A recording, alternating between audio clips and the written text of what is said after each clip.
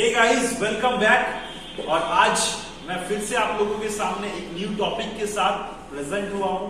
और अभी ये जो टॉपिक है और ये जो वीडियो है वो है इन्वेस्टमेंट्स के ऊपर। जी हाँ फ्रेंड्स, इन्वेस्टमेंट। अभी सिचुएशंस आपको भी पता है, लॉकडाउन हुआ, कोरोना अभी भी चल ही रहे हैं, बड़े बड़े सिटीज में अभी भी कोरोना लॉकडाउन्स हो रहे हैं। ऐसे कंडीशंस में बहुत सारे लोग इन्वेस्टमेंट्स को लेकर के कंफ्यूज हैं कि जिनके पास पैसे हैं बट वो कंफ्यूज हैं कि मैं इन्वेस्टमेंट कहां करूं। कुछ लोग जमीन, कुछ लोग पोस्ट ऑफिस, कुछ लोग एफडी, कुछ लोग आरडी, कुछ लोग इंश्योरेंस, कुछ लोग म्यूचुअल फंड्स। मतलब वो अपने आप में कंफ्यूज हैं कि अभी के टाइम में इन्वेस्टमेंट करना कहां सही रहेगा। तो आज मैं आप लोगों को इस वीडियो के थ्रू ये गाइड करूंगा, एक हेल्प करूंगा कि अगर आपके पास पैसा है और अगर आप इन्वेस्टमेंट्स के बारे में सोच रहे हैं तो आइए हम सब मिल करके देखते हैं कि अभी के टाइम में इस लॉकडाउन के सिचुएशन में पैसा हमें कहां इन्वेस्ट करने से अच्छा रिटर्न और सिक्योर हमारा पैसा रहेगा। तो लेट्स स्टार्ट द वीडियो। तो फर्स्ट ऑफ ऑल, जैसा आप देख रहे हैं हमारे, तो हम सबसे पहले बैंक लेते हैं। इन्वेस्टमेंट्स नॉर्मली लोग इन क्षेत्रों में करते हैं, इन सारी चीजों के ऊपर करते हैं। कुछ लोग बैंक में इन्वेस्टमेंट करते हैं, कुछ लोग एफडी करवाते हैं, कुछ लोग प्लॉट्स, कुछ लोग post office, mutual fund, gold and the last is insurance.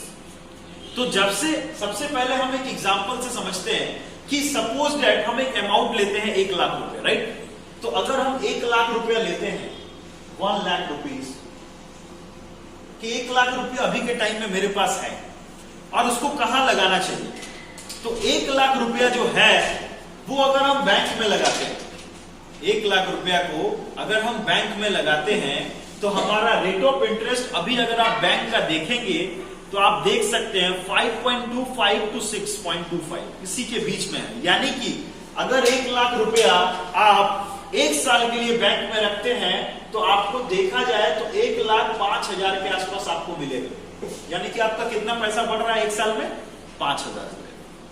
और वो जो है ना आपको 5,000 रुपए के हिसाब से रिटर्न देगा 5.25 के हिसाब से। अब हम आते हैं एफडी। तो एफडीज की अगर हम बात करें तो उसमें अगर आप 1 लाख रुपीज अगर आप डालते हैं अभी के टाइम में, तो अभी आपको भी पता है लॉकडाउन कोरोना के बाद एफडीज का रेट ऑफ इंटरेस्ट कम हो गया है और अभी जो है ना एफडी 7.25 के आसपास, 6 पॉइंट समथिंग से लेके 7.25 के आसपास आपको एफडी रिटर्न दे रही है।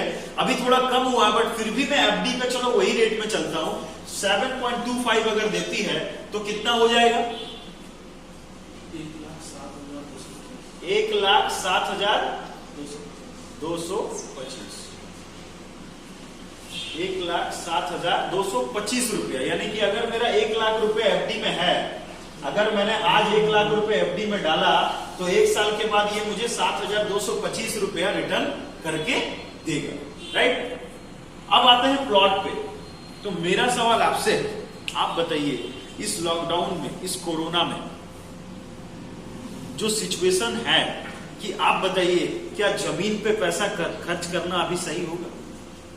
अभी लोग खाने के लिए तरस रहे हैं। जिसके अकाउंट में पैसा है 5 लाख 10 लाख, वो सोच रहे हैं कि अगर हम 10 लाख का भी जमीन ले लेंगे तो फिर अगर जैसे दिल्ली मुंबई में लॉकडाउन चल रहा है, फिर अगर यहां पे लॉकडाउन हो जाता है तो फिर हम खाएंगे क्या? जमीन लेके हम उसको खाएंगे क्या?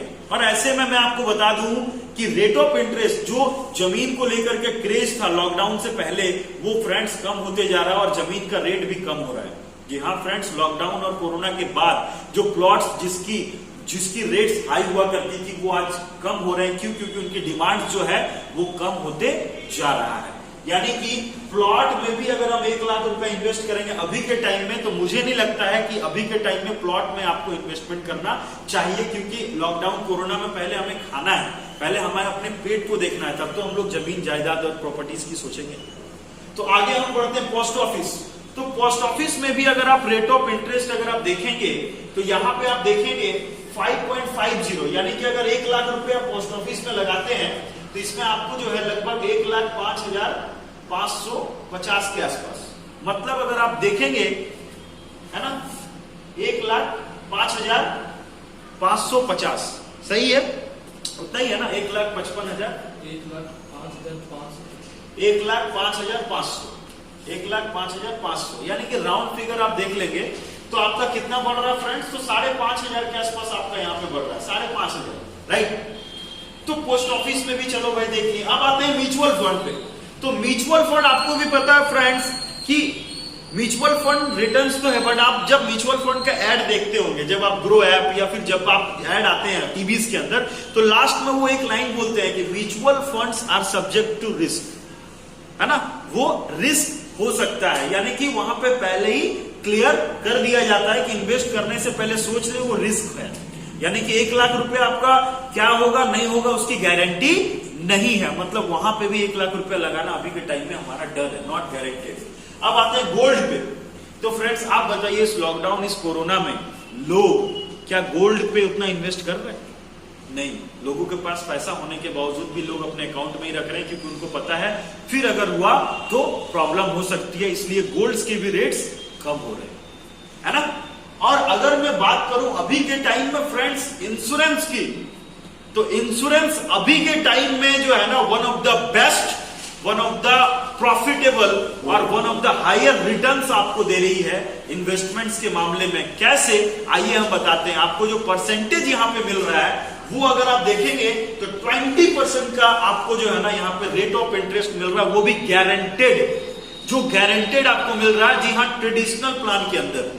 तो ट्रेडिशनल मतलब अगर हम 1 लाख रुपया हम डालते हैं वहां पे, तो अगर आप कैलकुलेट करेंगे तो लगभग आपको 1,20,000 रुपया यहाँ पे आपको रिटर्निंग मिल रहा है।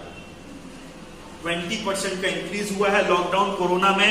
ऐसे बहुत फैमिलीज थी जिनके लॉकडाउन कोरोना में फैमिली सिक्योर नहीं थी, जिनका इंश्योरेंस नहीं था, जिनका हेल्थ इंश्योरेंस नहीं था, वो सारे लोगों ने अपने फैमिली को सिक्योर किया है। और इंश्योरेंस इंडस्ट्री का जो ग्रोथ है आप देख लीजिए, वो बहुत आगे गया है और लोग इस पे रेस्पॉन्स कर रहे हैं, लोग फैमिली सीरियस हो रहे हैं और लोग जो है ना इस पे इन्वेस्टमेंट की ओर दिमाग लगा रहे हैं। यानी कि फ्रेंड्स अब हम आते हैं इंश्योरेंस का सिर्फ एक ही इन्वेस्टमेंट, इसमें सिर्फ आपको 20% रिटर्न नहीं है, इसमें आपको और भी बहुत सारी चीजें आपको मिलेगी। आइए हम देखते हैं एक करके क्या क्या और मुझे इंश्योरेंस में इन्वेस्ट करने पे मिलेगा।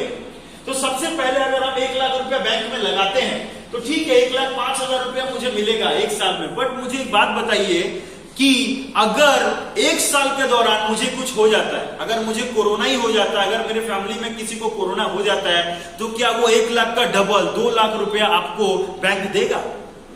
नहीं देगा। यानी कि अगर आप देखेंगे तो इंश्योरेंस में एक होता है रिस्क कवर। रिस्क कवर यानी कि आज हम हैं, कल अगर हमारे साथ कुछ हो जाता है, अगर मैं ना रहूं तो मेरे फैमिली को इंश्योरेंस का क्लेम मिलता है 10 लाख 15 लाख, जिसको एमआईएस करके 15-20 हजार आराम से आपकी फैमिली के अकाउंट में जाता है, जो आराम से आपकी फैमिली सर्वाइव करती है। यानी कि रिस्क कवर इंश्योरेंस में करता है दोस्तों।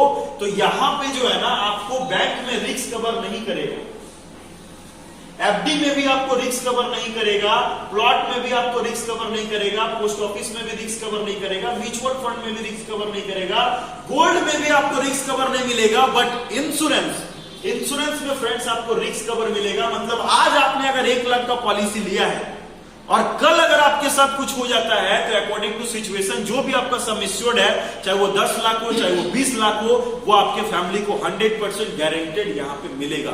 यानी कि अगर आप देखेंगे तो इंश्योरेंस में आपको रिस्क कवर मिलेगा। अब आते हैं सेकंड बेनिफिट, जो हमारा टैक्स बेनिफिट। अभी मार्च का महीना चल रहा है, सारे लोगों को इनकम टैक्स फाइल करना, सारे लोग टैक्स रिबेट कर रहे हैं। मेरा सवाल आपसे है, अगर आप अभी बैंक में 1 लाख रुपया अगर आप इन्वेस्ट करते हैं, तो क्या आपको टैक्स रिबेट मिलेगा? क्या आपको एक रिसिप्ट मिलेगा जिससे आप इनकम टैक्स जब फाइल करेंगे तो आपको उससे छूट मिलेगा? नहीं मिलेगा। तो बैंक में भी आपको टैक्स रिबेट नहीं मिलेगा, एफडी में भी आपको नहीं मिलेगा, प्लॉट में भी आपको नहीं मिलेगा, पोस्ट ऑफिस में भी नहीं मिलेगा, म्यूचुअल फंड में भी नहीं मिलेगा, गोल्ड में भी नहीं मिलेगा। बट अगर आज आप एक इंश्योरेंस लेते हैं 50,000 1 लाख रुपया साल का, और अगर आप इनकम टैक्स पे करते हैं, तो अंडर सेक्शन 80C और 80D के तहत आपको जो है ना वो टैक्स रिबेट यानी कि वो पैसा आपका माफ होगा। यानी कि अगर आप देखेंगे तो टैक्स बेनिफिट भी मिल रहा है, रिस्क कवर भी मिल रहा है, और रिटर्न्स की भी अगर हम बात करें तो यहाँ पे आपको 20% का रिटर्न भी मिल रहा है। तो 3 चीज में इंश्योरेंस आगे आ गया। अब हम आते हैं लोन पे।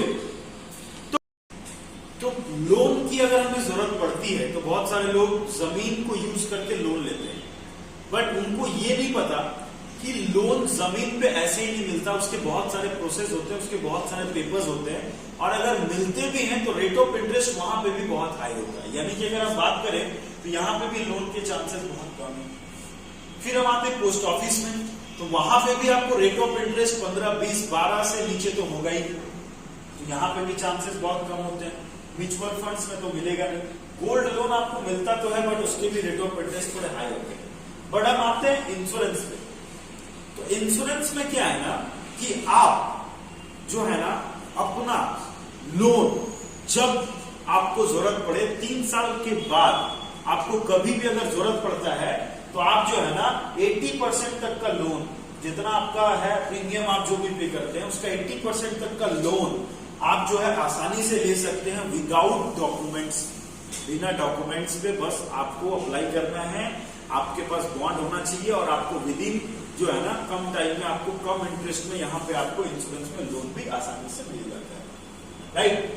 तो इससे हमें एक चीज यहाँ पे देखने को मिला, अगर आप कंपेयर करते हैं है ना, तो बैंक में भी आपको ये सारी चीजें नहीं मिली, एफडी में भी ये सारी चीजें नहीं मिली, प्लॉट में भी ये सारी चीजें नहीं मिली, पोस्ट ऑफिस में भी नहीं मिली, म्यूचुअल फंड्स में भी नहीं मिले, गोल्ड में भी आपको नहीं मिले। बट इंश्योरेंस के अंदर क्या है, आपको ये टैक्स बेनिफिट, आपको रिस्क कवरेज जो सबसे इंपॉर्टेंट होता है रिस्क कवरेज, और लोन भी आपको मिल रहा है और रिटर्न्स भी हायर है, यानी कि 20% का रिटर्न्स है। जी हाँ, लॉकडाउन के बाद इंश्योरेंस का जो है ना रिटर्न्स वो बहुत इंक्रीज हुआ है। क्यों? क्योंकि इसकी डिमांड बहुत बढ़ी है। डिमांड्स जिसकी बढ़ती है उसकी ये होती रही है, तो इंश्योरेंस के भी जो है ना डिमांड्स बढ़ रहे हैं, इसलिए जो है ना इसमें आपको 20% तक का इंटरेस्ट आपको मिल रहा है।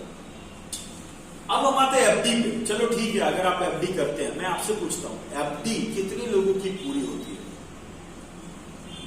अगर मैं आपको एक सर्वे बता रहा हूं, अगर 1000 लोगों ने एफडी करा के रखी है तो 900 लोगों के एफडीज पूरे नहीं होते हैं। जी हाँ, बीच में ही उनके फैमिलीज में, उनके लाइफ में कुछ ऐसे प्रॉब्लम्स आते हैं, कुछ ऐसी समस्याएं आती है जिसकी वजह से उनको एफडी जो है ना वो तोड़ना पड़ता है। एफडी किसी के पूरे नहीं होते, खासकर इंडिया के अंदर एफडी पूरे नहीं होते, है ना।